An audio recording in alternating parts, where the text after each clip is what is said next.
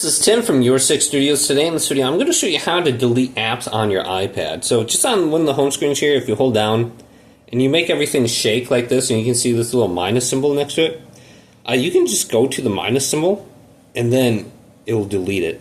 So you don't want to remove it, you want to delete it. So let's go to one of these apps, tips. So we can just hit the minus symbol on the top there.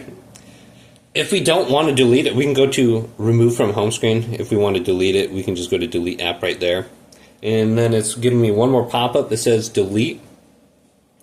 So I'm not going to delete it, and then we can just exit out. If we just hold down on the app, you can see it's not giving me the option. It says require passcode, remove app.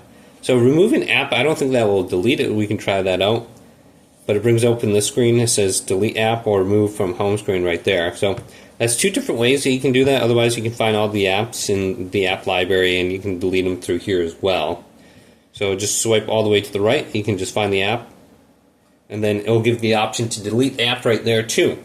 So hopefully this video did indeed help you out. If it did, leave it a big thumbs up. And subscribe to my channel down below.